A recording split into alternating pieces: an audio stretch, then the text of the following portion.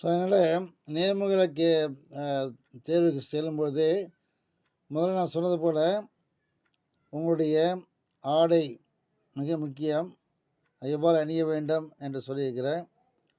அடுத்தபடியா, அந்த அறைக்கு சென்ற பிறகு, நேர்முகத் தேர்வு அதிகாரிகளுக்கு எப்படி வணக்கம் சொல்ல வேண்டும் என்று சொல்லியிருக்கேன். அதன் பிறகு, அவர் அமருங்கள் என்று சொன்ன பிறகு, அவர்களுக்கு நன்றி எப்படி தெரிவிக்க வேண்டும் அப்படின்னு சொல்லியிருக்கேன். அடுத்தபடியா, அவர்கள் உங்களுடைய பெயர் என்ன? What is your name? அப்படின்னு கேட்டாங்கன்னா, அதுக்கு எப்படி நம்ம பதில் சொல்லணும் அப்படின்னு சொல்லிட்டுருக்கேன். அப்படின்னு சொல்லியிருக்கேன். அதையும் நீங்கள் கவனமாக கேட்டுங்க. அடுத்தபடியா, உங்களுடைய கல்வி தகுதி என்ன? என்ன படிச்சிருக்கீங்க? அப்படி சாதாரணமாக கூட அதாவது பேச்சு முறைகளோடு கேட்கலாம். அதாவது நேர்முகத் தேர்வை பொறுத்த வரைக்கும் அநேகமாக பேச்சு வழக்கில் தான் இருக்கும். அவங்க வந்து சாதாரணமாக தான் கேட்பாங்க. என்னம்மா படிச்சிருக்கீங்க? இல்லை என்ன தம்பி படிச்சிருக்கீங்க? அப்படின்னு கேட்டாங்கன்னா, நீங்கள் என்ன படிச்சிருக்கீங்களோ அதை சொல்லணும். உதாரணமாக எம்எஸ்சி மேத்ஸ் படிச்சிருக்கேன், இல்லை எம்எஸ்சி கம்ப்யூட்டர் சயின்ஸ் படிச்சிருக்கேன், இல்லை பிகாம் படிச்சிருக்கேன் அப்படின்னு சொல்லணும்.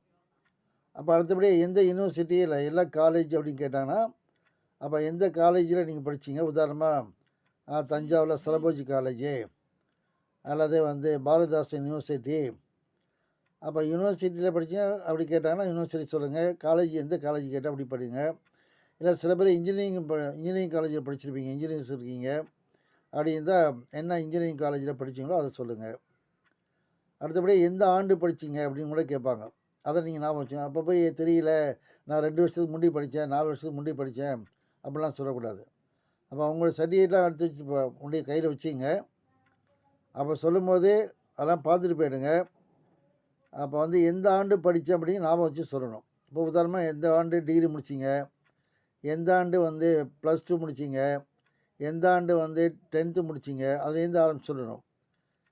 முதல்ல வந்து எந்த ஆண்டு 10th முடிச்சிங்க, எந்த ஆண்டு 12th முடிச்சிருக்கீங்க, எந்த ஆண்டு வந்து டிகிரி முடிச்சிங்க, அதை முக்கியம் ஞாபகம் வச்சுக்கணும். அப்போ அந்த ஆண்டு சொல்லும்போது அவங்க கவனிச்சுட்டே இருப்பாங்க. சரி, நீங்கள் அரியர்ஸ் இல்லாமல் தான் படிச்சிருக்கீங்க அப்படிங்கிறத அவங்க கவனிச்சிருவாங்க. இப்போ +2 10th முடித்தோடனே அடுத்த 2 வருஷத்தில் +2 முடிச்சிருவீங்க. அதுக்கு அடுத்த 3 வருஷத்தில் டிகிரி முடிச்சிருவீங்க. இப்போ நீங்கள் சொல்லும்போது அவங்க கவனிச்சிட்டே இருப்பாங்க. சரி, 3 வருஷம் இல்லாமல் 4 வருஷத்துக்கு பிறகு தான் நீங்கள் டிகிரி முடிச்சிங்கன்னா, இப்போ நடுப்புற என்ன கேப் வருது? ஏன் நடுப்புற நீங்கள் என்ன அரியர்ஸ் எழுதிங்களா? இல்லை +2 முடிச்சு டிகிரி கோர்ஸில் சேராமல் இருந்தீங்களா? அப்படின்னு அடுத்தடுத்த கேள்வி வந்துடும். ஸோ அதனால் கரெக்டாக எந்த வருஷம் முடிச்சிங்க அப்படிங்கிறத நல்லா தெளிவாக முன்னாடியே பார்த்துட்டு போங்க. அது உங்களுக்கு ஈஸியாக ஞாபகம் வந்துடும். ஏன்னா நீங்கள் தான் படிச்சிருக்கீங்க, ஈஸியாக ஞாபகம் வந்துடும். ஸோ அடுத்தபடியாக என்ன படிக்கிறீங்க, என்ன படிச்சீங்க, எந்த ஊரில் படிச்சீங்க, எந்த காலேஜில் படிச்சீங்க, அப்போ என்ன சப்ஜெக்ட் படிச்சீங்க அப்படின்னு கேட்பாங்க அடுத்தபடியாக. இப்போ எம்எஸ் கம்ப்யூட்டர் சயின்ஸ் இல்லை எம்எஸ் மேத்தமேட்டிக்ஸ்னால் அந்த சப்ஜெக்டை நீங்கள் சேர்த்தே சொல்லிடலாம். இது போல் எம்எஸ்சி கம்ப்யூட்டர் சயின்ஸ் படிச்சிருக்கேன், இல்லை பிஇ மெக்கானிக்கல் படிச்சிருக்கேன், இல்லை பிஇ சிவில் படிச்சிருக்கேன் அப்படின்னு அந்த சப்ஜெக்ட் சேர்த்து சொல்லலாம்.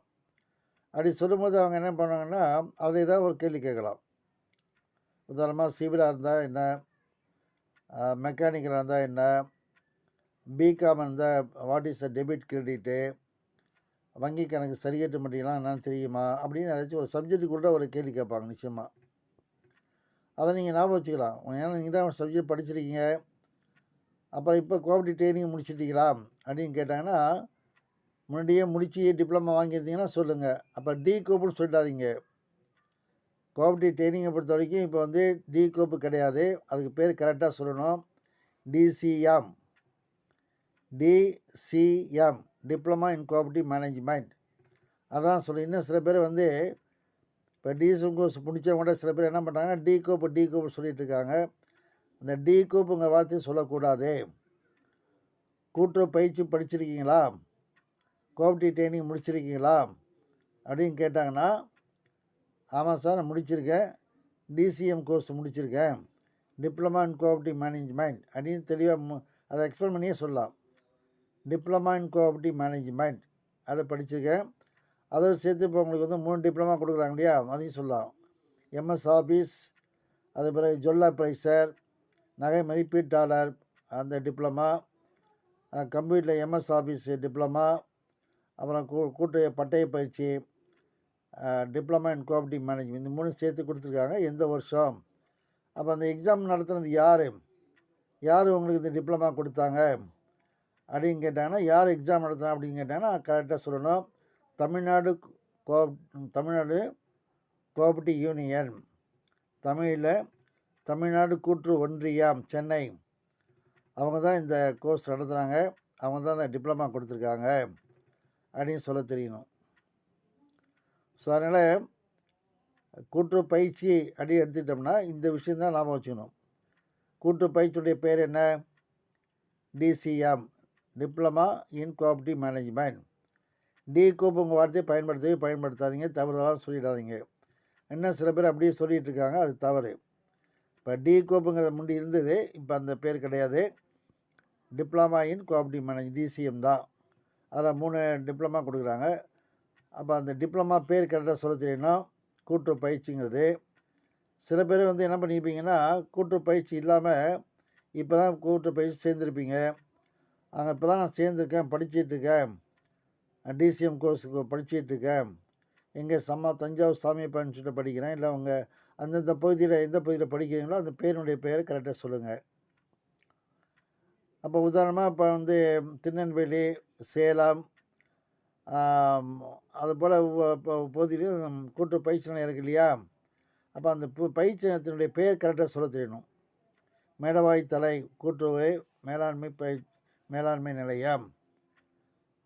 பயிற்சிங்கிற வார்த்தை வராது, மேலாண்மை நிலையம் தான் வருதும். இப்போ தஞ்சாவூர் பார்த்தீங்கன்னா சாமியப்பா கூட்டுறவு மேலாண்மை நிலையம் அதான் வரும். கூட்டுறவு பயிற்சிங்கிற வார்த்தையே வராது. அதுபோல் ஒவ்வொரு இடத்துலையுமே அந்த பேர் வந்து கரெக்டாக சொல்ல தெரியணும். சேலமாக இருந்தாலும் சரி, அல்லது தூத்துக்குடியாக இருந்தாலும் சரி, அல்லது எதுவாக இருந்தாலும் உங்கள் கூட்டுறவு பயிற்சி படிச்சிங்க இல்லையா? அந்த பயிற்சி நிலையத்தினுடைய பெயரை கரெக்டாக சொல்ல தெரியணும். அதனுடைய விலாசமும் கரெக்டாக தெரிஞ்சு வச்சுக்கணும். சரி, இப்போ கூட்டுறவு பயிற்சி படிச்சிங்களா அப்படின்னு கேட்கும்போது இந்த இதெல்லாம் சொல்கிறீங்க. அப்போ கூட்டுறவு பயிற்சியில் என்னென்ன பாடம் படிச்சிருக்கீங்க அப்படின்னு கேட்குறதுக்கு வாய்ப்பு உண்டு. என்னென்ன பாடம்? அப்போ இப்போ வந்து இப்போ சென்ற ஆண்டிலேருந்து 10 பாடங்கள், அது வரிசையாக சொல்ல தெரிஞ்சிடும். கூட்டுறவு, அதாவது கோஆப்ரேஷன் அப்படிங்கிற சப்ஜெக்டு, அடுத்தபடியாக கூட்டுறவு சட்டம், இது போல் அந்த வரிசையாக அந்த 10 பாடத்தையும் நீங்கள் வரிசையாக சொல்ல தெரியணும். முதல் பருவத்தில் 5 பாடமும், ரெண்டாவது செமஸ்டரில் 5 பாடமும் நடத்துகிறாங்க அப்படின்னு சொல்லணும். ஒருவேளை நீங்கள் வந்து கூட்டுறவு பயிற்சி முடித்தவங்களாக இருந்தால் இந்த 10 பாடத்தையும் கரெக்டாக சொல்லிடலாம். இப்போ தான் நீங்கள் கூட்டுறவு பயிற்சி சேர்ந்துருக்கீங்க, ஏன்னா இப்போ படிக்கிறவங்களும் இப்போ எழுதி பாஸ் பண்ணியிருக்காங்க. இப்போ அவங்களுக்கு வந்து 10 பாடம் அவங்களுடைய பேர் முன்னாடியே தெரிஞ்சிருக்க வாய்ப்பு இல்லை. இப்போ என்னை பொறுத்த வரைக்கும் இங்கே தஞ்சாவூர் சாமியப்பா இன்ஸ்டியூட்டில் அவங்க பயிற்சி சேர்ந்த உடனே 10 பாடங்களுடைய பேர் சொல்லியிருக்காங்க, அவங்க எழுதியிருக்காங்க. அதே போல் உங்களுக்கும் அவங்க அந்த இன்ஸ்டியூட்டில் சொல்லியிருப்பாங்க. அதனால் நீங்கள் வந்து இந்த கூட்டுறவு பயிற்சி படிச்சிட்ருக்கேன் அப்படின்னு சொன்னீங்கன்னா, அப்போ என்னென்ன பாடம் உங்களுக்கு உண்டு அப்படின்னு கேட்டாங்கன்னா, நீங்கள் அந்த 10 பாடத்தையும் வரிசைப்படுத்தி சொல்ல தெரிஞ்சுக்கணும். அதை நீங்கள் பயிற்சி நிலையத்தை கேட்டு தெரிஞ்சுக்கலாம். இப்போ படிக்கும்போது உங்களுக்கு சொல்லியிருப்பாங்க, இந்த 10 பாடத்தினுடைய பெயரும் சொல்லியிருப்பாங்க. ஸோ அதை நீங்கள் ஞாபகம் வச்சு கரெக்டாக சொல்லுங்கள். ஒரு சில பேர் வந்து கூட்டுறவு பயிற்சி பெறுவது வந்து விலக்களிப்பு உண்டு. எக்ஸம்ஷன் ஃப்ரம் கோஆப்ரேட்டிவ் ட்ரைனிங் அப்படின்னு சொன்னாங்கன்னா, அவங்க பிகாம் அல்லது பிஏ அல்லது எம்ஏல கோஆப்ரேஷன் வந்து மெயின் சப்ஜெக்டாக எடுத்திருப்பாங்க. கூட்டுறவு அப்படிங்கிற பாடத்தை முதன்மை பாடமாக எடுத்து அந்த டிகிரி முடிச்சிருந்தாங்கன்னா அவங்களுக்கு வந்து கூட்டுறவு பயிற்சி போக வேண்டிய அவசியம் இல்லை. நம்ம கூட்டுறவு சட்டத்திலே அதுக்கு வந்து எக்ஸம்ஷன் கொடுத்துருக்காங்க. ரூல் நம்பர் 149ல் எக்ஸம்ஷன் கொடுத்துருக்காங்க. அதுக்கு கூட்டுறவு பயிற்சி இல்லாமலேயே நீங்கள் வந்து அந்த சப்ஜெக்ட்லாம் பாஸ் பண்ணியிருந்தீங்கன்னா, அதாவது பிகாமில் அதில் எம்ஏ பிஏ கோஆப்ரேஷன் மெயின் சப்ஜெக்டை பாஸ் பண்ணியிருந்தீங்கன்னா, கோஆப்ரேஷன் மெயின் சப்ஜெக்ட் பாஸ் பண்ணால் அவங்களுக்கு வந்து ட்ரெயினிங் இருக்காது. அதை உங்களுக்கு கேட்கலாம். ஏன் நீ கூட்டுறவு பயிற்சி சேரலையா அப்படின்னு கேட்டால், இல்லைங்க இது போல் நான் வந்து எக்ஸாம்ஷனுக்காக நான் வந்து இந்த சப்ஜெக்ட்லாம் பாஸ் பண்ணியிருக்கேன் அப்படின்னு நீங்கள் சொல்ல தெரியணும் உங்களுக்கு. ஸோ அதனால் இப்போ வந்து ஃபஸ்ட்லேருந்து சொல்கிறேன் மீண்டும். நேர்முக தேர்வுக்குள்ள நுழைஞ்சோன்னே அந்த அலுவலகர்கிட்ட அந்த ஆஃபீஸர்ஸை பார்த்து மிகவும் பணிவுடனே மரியாதை செலுத்துங்க, வணக்கம் சொல்லுங்கள். அவங்க உட்காருன்னு சொன்ன பிறகு உட்காருங்க. உட்காந்துக்கிட்டே நீங்கள் என்ன பண்ணணும், நன்றிங்க அப்படின்னு நன்றி தெரிவிங்க. அதுபோல் அவங்க கேட்கக்கூடிய கேள்விகளுக்கு அவங்க முகத்தை பார்த்து நேராக பதில் சொல்லுங்கள். சைடு திரும்பியோ மேலே பார்த்துக்கிட்டோ கீழ் குனிஞ்சிக்கிட்டோ பதில் சொல்லக்கூடாது. ஆங்கிலத்திலையும் சமயத்தை கேட்கலாம், தமிழ்லையும் கேட்கலாம். ஆனால் அவங்க தெரிந்த மொழி தான் கேட்பாங்க. நல்லா காது கொடுத்து தெளிவாக கேட்டுக்கிட்டு அதை பதில் சொல்லும். ஒருவேளை உங்களுக்கு சாரி சார், கொஞ்சம் தயவுசெய்து சொன்னீங்கன்னா மீண்டும் நான் சொல்கிறேன் அப்படின்னு சொல்லி ரிப்பீட் பண்ணி கேட்டிங்கன்னா சொல்லுவாங்க. அதை மரியாதையாக கேட்கணும். அப்போ ஏற்காக அவங்களுக்கு அது சரியாக காதில் விழல அப்படிங்கிறத நீங்கள் தெளிவுபடுத்தி, சாரி சார் இது போல் சரியாக காதில் விழல, நான் மீண்டும் கொஞ்சம் சொல்லுங்கள், நான் சரியாக பதில் சொல்லுவேன். ஒருவேளை உங்களுக்கு அந்த கேள்விக்கு பதில் உடனடியாக சொல்ல தெரியலன்னா தலையை சொறிகிறதோ இல்லைன்னா இப்படி கன்னத்தில் கையை வச்சுக்கிட்டு சொல்கிறது அதெல்லாம் தவிர்த்துடணும். ஐயா இல்லை மேடமாக இருந்தால் சாரி மேடம், எனக்கு சரியாக தெரியல, சாரி அப்படின்னு சொல்லணும். தவறான விடையை வந்து சொல்லாதீங்க. தெரிஞ்சால் கரெக்டாக தெரிஞ்சால் மட்டும் சொல்லுங்கள்.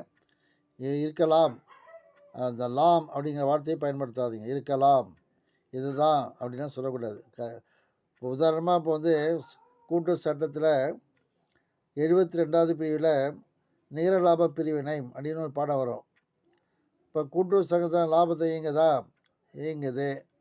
அந்த லாபத்தை என்ன பண்ணுவீங்க அப்படின்னு கேட்டாங்கன்னா, சங்கத்தினுடைய பேரவையில் அதை பிரிவினை செய்வாங்க. அப்படியே தொடர்ச்சியாக ஒரு கேள்வி வந்துகிட்டே இருக்கும். இப்போ சட்டப்பிரிவு எந்த சட்டப்பிரிவில் லாப பிரிவினை செய்வாங்க? 72வது பிரிவு, இப்படி சொல்லிகிட்டே வரணும். இப்போ எங்கே வந்து லாப பிரிவினை செய்வாங்கன்னா பேரவை. எத்தனாவது பிரிவு? 72வது பிரிவு. இப்படி சொல்ல தெரிஞ்சுக்கணும். அப்போ பாடத்தையும் ஒரு வாட்டி நீங்கள் பார்த்துருப்பாங்க. கூட்டுறவு பயிற்சி படித்தவங்களாம் அந்த பாடத்தை கொஞ்சம் பார்த்துருப்பாங்க. கூட்டுறவு பயிற்சி பெறாமல் எக்ஸாம்ஷன் வாங்கினாலும் அந்த பாடத்தை கொஞ்சம் பார்த்துருப்பாங்க. அப்போ கூட்டுறவு பயிற்சியில் சொல்லிக் கொடுக்குற பாடங்களில் ஏதாச்சும் ஒன்று கேட்கலாம். அல்லது நீங்கள் டிகிரி படிச்சிருக்கீங்க இல்லையா, இப்போ டிகிரி படித்ததுலேயும் ஏதாவது ஒரு பாட சம்மந்தமாக கேள்வி கேட்கலாம். ஸோ அதனால் உங்களுடைய பெயர், நீங்கள் எந்த ஊர்லேருந்து வரீங்க, அந்த ஊருடைய முக்கியத்துவம் என்ன. இப்போ உதாரணமாக தஞ்சாவூர் சொன்னால் தஞ்சாவூரில் என்ன முக்கியம்? தஞ்சை ராஜராஜன் பெரிய கோயில் டெம்பிள், அதுபோல் அவங்க சொல்ல தெரியணும்.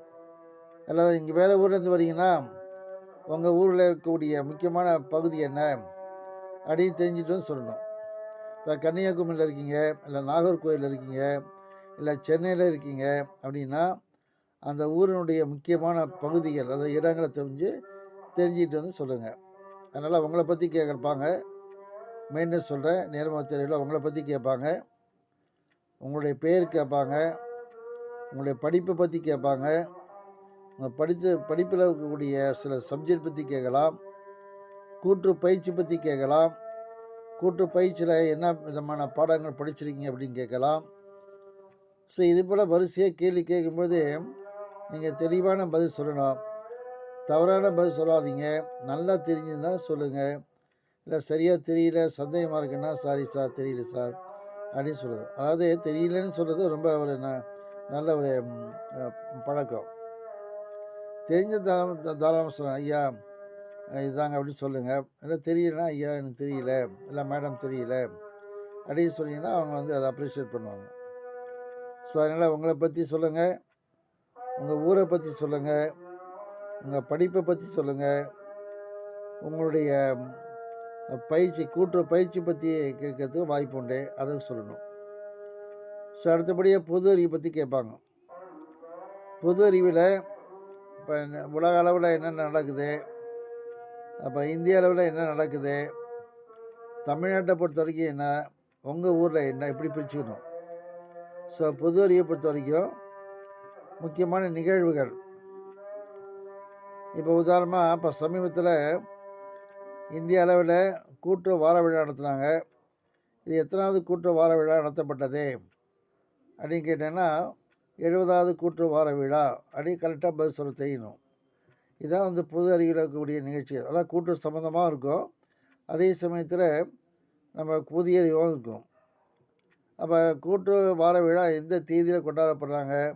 நவம்பர் மாதம் 14ஆம் தேதி ஒவ்வொரு வருடமும் நவம்பர் மாதம் 14. ஏன் 14ஆம் தேதி வந்து கொண்டாடணும் நவம்பர் மாதத்தில் அப்படின்னு அடுத்த ஒரு கேள்வி கேட்டாங்கன்னா, அதுக்கு வந்து நீங்கள் என்ன சொன்னோம், நேரு பிறந்த நாள். நம்ம முன்னாள் பிரதமர் நேரு அவர்கள் பிறந்த நாள் வந்து நவம்பர் 14. அதனால் அந்த 14ஆம் தேதியை தான் கூட்டு வார விழாவாக கொண்டாடுறாங்க. எத்தனை நாள் கொண்டாடுறாங்க? 7 நாள் கொண்டாடுறாங்க. அந்த நவம்பர் 14ங்கிறது குழந்தைகள் தினம் கூட. ஸோ அது 3 காரணம் இருக்குது. குழந்தைகள் தினம் நவம்பர் 14. நம்முடைய பாரத பிரதமராக இருந்தவர் ஜவஹர்லால் நேரு அவர்களுடைய பிறந்த தினம் வந்து நவம்பர் 14. ஸோ அதனால தான் அந்த கூட்டு வந்து வார விழா கொண்டாடுறது நவம்பர் மாதம் 14ஆம் தேதி வச்சுருக்காங்க. இது 7 நாள் நடக்குது. கூட்டு குடியில் வந்து 7 வண்ணங்கள் இருக்கும். கூட்டு கொள்கைகள் வந்து 7 கொள்கைகள் இருக்குது. இது போல் பார்த்தீங்கன்னா 7 ஏன்னு வரும். அதெல்லாம் உங்களை கேள்வி கேட்கலாம். கூட்டு வாரம் எத்தனை நாள்? 7 நாள். கூட்டு கொள்கைகள் எத்தனை கொள்கைகள்? 7 கொள்கைகள். கூட்டு வார விழா எத்தனை நாள் கொண்டாடுறாங்க? 7 நாள் கொண்டாடுறாங்க அப்படிலாம் கேட்பாங்க. அதுபோல் கூட்டு குடியில் மேல் பகுதியில் என்ன இருக்குது?